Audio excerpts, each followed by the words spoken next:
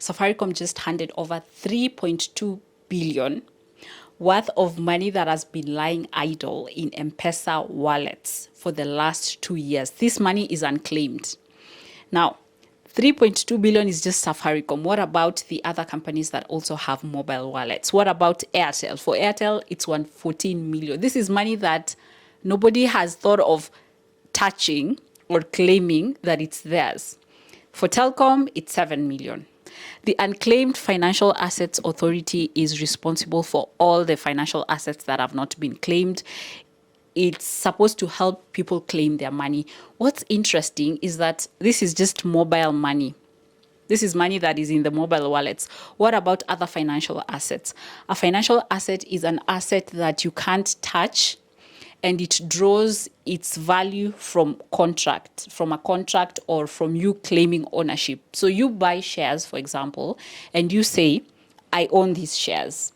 For that reason, it's a financial asset, it's an asset. Examples of financial assets, we have treasury bonds and treasury bills. We also have uncashed checks. Think about bank deposits.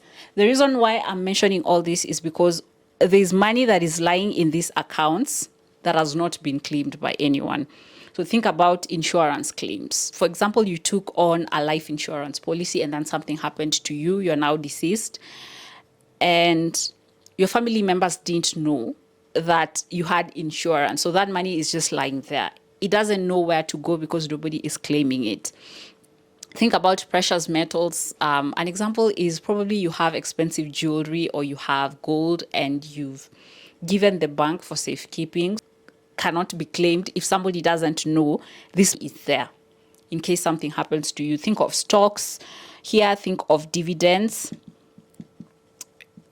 think of mutual funds, think of fixed income funds, think of money market funds, think of bond plus. All those are also financial assets. The reason why this money is not claimed could be this money belongs to somebody who's deceased, and probably they didn't communicate to their next of kin or their beneficiary that they have these accounts.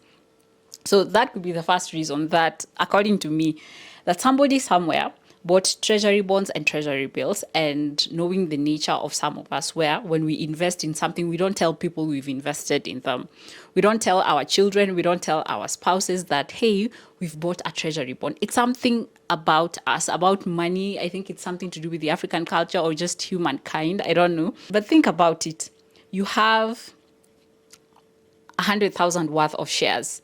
Of course, when you're signing up an account, when you are creating an account with a stockbroker, they usually ask you questions like who should be your next of kin or who should be the beneficiary in case something happens to you. But do you actually tell them that I have assigned you to be the beneficiary of my assets? Most of the time we don't.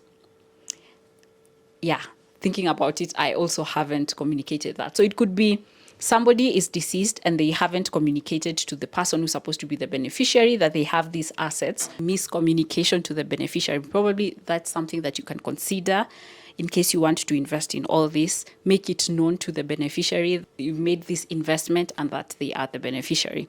It's also the same thing with insurance claims. Probably you've bought an education policy for your child and they don't know. Like nobody else in your family knows that you have an education insurance policy or you have a life insurance policy.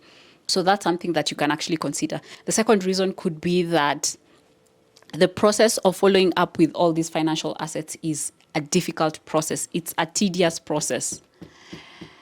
I have experienced it. Let's assume that somebody who is a civil servant dies and you have to follow up with the insurance claims. You have to follow up with their pension. Somebody who doesn't have resources to do all these follow-ups is going to give up at a certain point. You have to go to the DC, you have to go to the chief. The area chief has to confirm that you are the spouse, and then you have to present your certificate of marriage. If there's no certificate of marriage, you have to go back to the countryside. You have to find people who can actually attest that your marriage is customary, and somebody has to. It's a whole difficult process that somebody might give up along the way. And also considering the fact that we live in a corrupt country where most of the officials are going to ask you for something. So what if you don't have the resources to give that bribe? I'm being honest today. So the process is very difficult, that somebody might give up and they're like, you know what, why should I follow up for 50,000 Kenyan shillings that is going to cost me 50,000 shillings to do the follow-up? Let me just leave it there. And it ends up being a statistic as a financial asset. According to you, why do you think we have all these unclaimed financial assets? One last thing, in case you feel like there's a financial asset that you're supposed to claim, that you are a beneficiary to, just go to the Unclaimed Financial Assets Authority website. Sign up for the first time, create an account, you'll have access to all these unclaimed financial assets, and you can search the assets that are under your name or under your ID number. So that's something that I feel is important and something good, that you can actually claim this, but you have to sign up and then fill out a claiming form.